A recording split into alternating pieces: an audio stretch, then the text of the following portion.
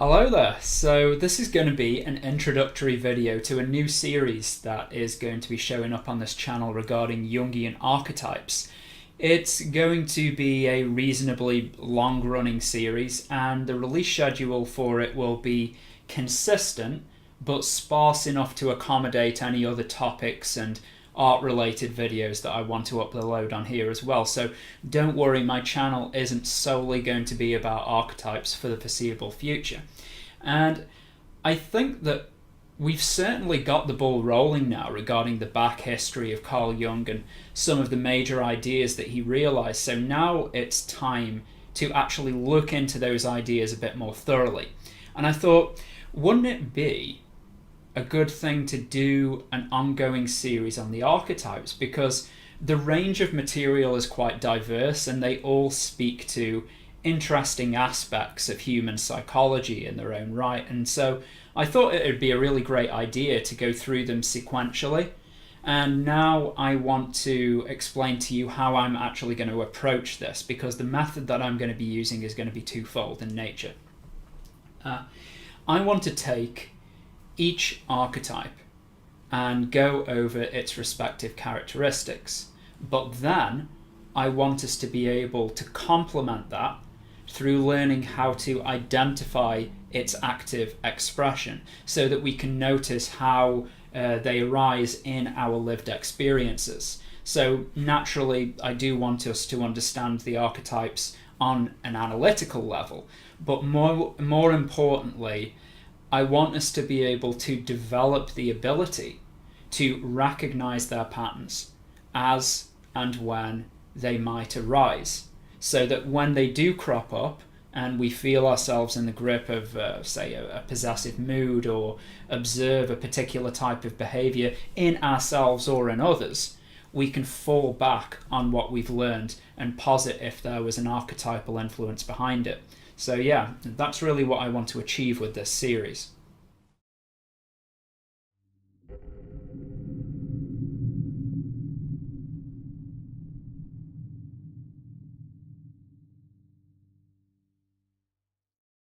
So now we've gone over what I want to achieve with these videos, let's quickly go over some of the necessary concepts that relate to the archetypes.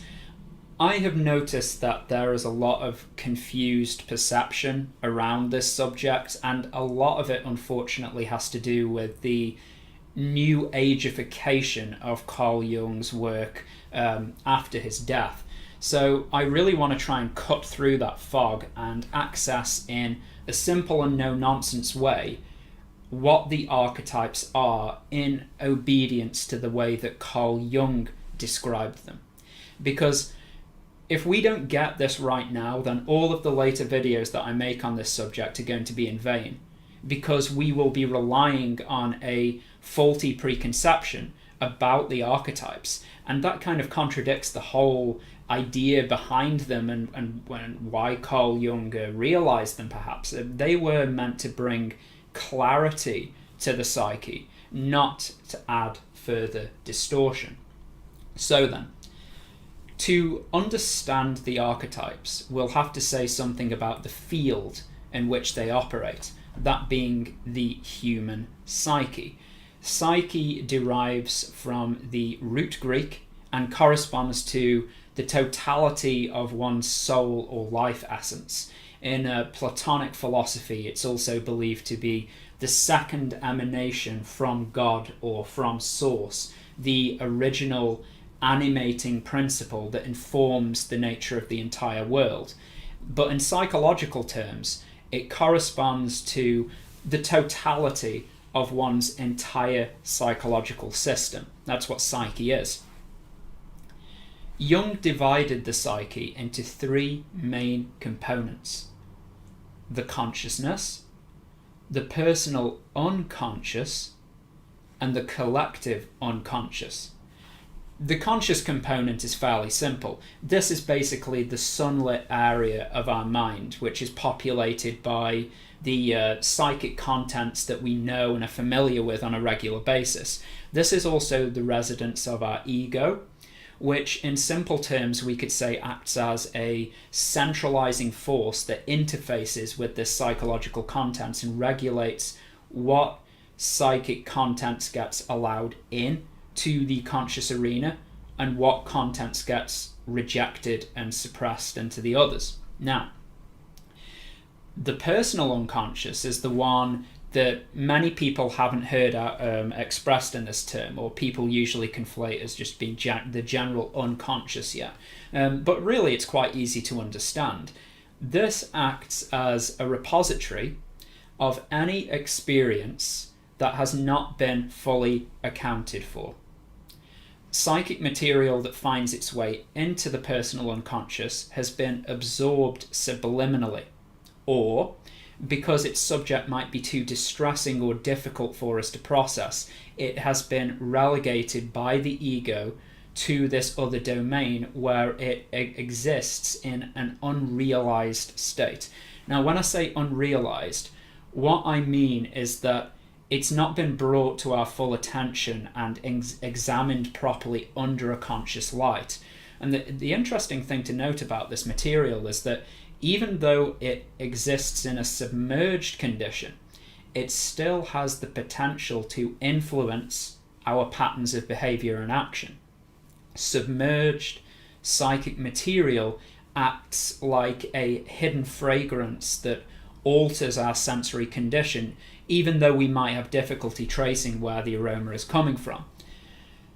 So even though we have these illuminated and submerged compartments of our psyche, the different realms of consciousness are always in this dynamic communion with each other. There's always a conversation, there's always a cross-transference of effect between them. However, the collective unconscious is our main area of attention here. We've already highlighted these two categories of the conscious psyche and the personal unconscious. But what Jung tried to understand is from what bed of life did these psychic phenomena spring from in the first place? Was there an underlying constellator of the psyche that sourced and motivated its higher patterns? This is where we hear of the collective unconscious, which is basically a pregnant bed of activity that exists independent of the ego and the patterns of the personal unconscious, yet it influences their direction.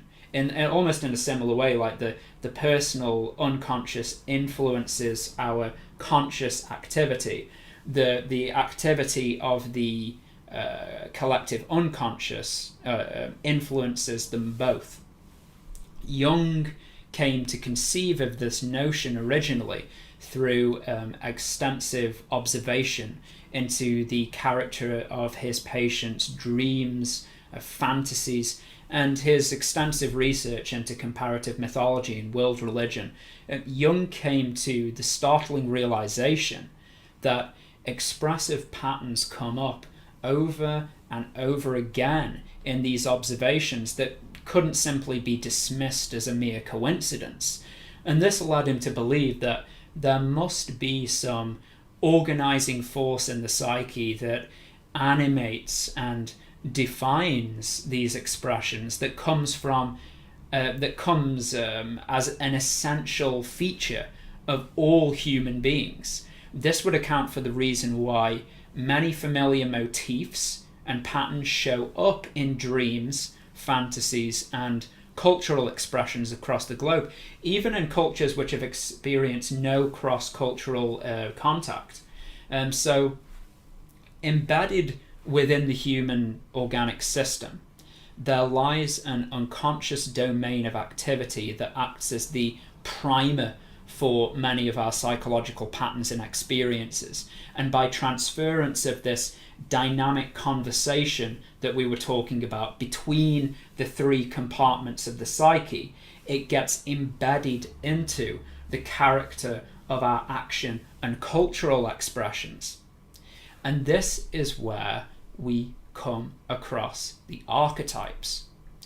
Unlike the psychic material of the personal unconscious, which is derived purely from a person's own life experiences entering into the psychic system. The collective unconscious contains original material that has been inherited as part of our evolutionary heritage. Primers of instinct and impulses that activate spontaneously without conscious motivation. So yeah, this is why it's called the collective unconscious, because it belongs to a collective organic system inherent in all human beings and exists independent of outside influences. We could call it the essential part of our psyche, or the root psyche from which the branches and the leaves of our personal unconscious activity springs from. So then, the collective unconscious is the domain of the archetypes, and the archetypes are basically primordial building blocks of our psychic structure. And I use the word primordial deliberately here because the archetypes predate all of the secondary and tertiary systems of our human psychology and culture. They were existent at the time of your birth, and they are what constitute your organic heritage from older stages of life that have preceded you. The archetypes are what give humans their comparative expression. They were existent in your Roman ancestor, your Persian ancestor, your Celtic ancestor. All previous forms of human life before you possessed the same root organizing structures that unite them to ours. And this is another really vital thing about the archetypes that I've got to say to you here. They cannot be observed directly, or at least we haven't found any way of observing these things directly. They can only be perceived as an extension of their effect in the comparative patterns in which they manifest.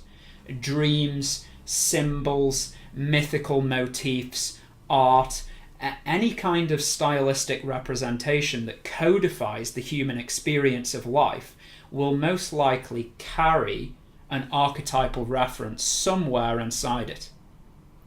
Archetypes are not only then organizing forces of the human psyche, they're also, by extension, organizing forces of the latter creations or the latter secretions of that psyche in the shape of cultural motifs that manifest as a result of their influence. So, even though we now understand this, we must not fall into the trap of mistaking the forms that the archetypes manifest in for the archetypes themselves. For example, the mother and child image is a cross-cultural expression that's often referred to as an archetype, but the archetype is not the image. It is the underlying presence in our brains that informed that image. There isn't a secret area of our brain where there's a little, mother and child made of bioelectricity that enlarges into a larger painting of a mother and child motif. There are instead various patterns and complexes within the collective unconscious that the mind then creatively associates to that form and selects as the embodying expression of it. They are the primers for what later secretes as a visualized form in the shape of a common motif. But the motif is not the evolutionary underlying pattern. It's the skin that pattern comes in. We also have to refrain from the temptation of viewing the archetypes as intelligent entities or sub-personalities. I've heard people talk about them in those terms, and it's simply not the case. They are not imaginary friends that we carry around with us in our personal psychology. I've noticed a lot of people, like I said, talk about them in this way, and it really pollutes our understanding of them by extrapolating them into a different context that's not actually befitting of their real nature. And I think that this problem, it's quite a common problem. I think it arises from the way that we relate to personified objects. Because if we cast a conceptual phenomena in a visual skin, yeah, especially a human one, then our brain starts relating to that subject as if it were a real person, even though another part of us understands that the anthropomorphized image is not a real flesh and blood person. On a deeper level, the primitive brain simply understands sense data that it's receiving, and it qualifies the subject in the same way that you would read a person that you might see in the street or walking in the park one day. And that goes on to modulate the way that we rationalize around that anthropomorphic image, and our perception suffers as a result. So I think that might be the origin of this confusion, perhaps. But anyway, to prevent this from happening as we go on talking about the archetypes later on in the examples that I'll give, we always need to return our attention to the essences of the subject that we're dealing with. The archetypes are not the images that they come in. The image is a skin that covers a pattern within our brain activity. And the brain has associated those patterns to familiar forms and begun the process of projecting it in that image. So I'll reiterate, archetypes are not images. Archetypes are not sub-personalities. Archetypes are not imaginary friends. They are deeply rooted evolutionary patterns within the organic human system. And that's all we need to understand about them in essence. Alright then, now that we have the bases covered, just before we leave, we still have to ask one more fundamental question, which is, why is studying human behaviour through an archetypal lens useful? And I think that a lot of this has to do with optics. Thinking about the mind in terms of archetypes is an excellent way for visual thinkers to get a handle on the expressions of the human mind. Artists especially, and really any individual who finds it intuitive to read into the world in a very imagistic way will be right at home using archetypal reference, because it naturally complements the way that they go about reading into things anyway.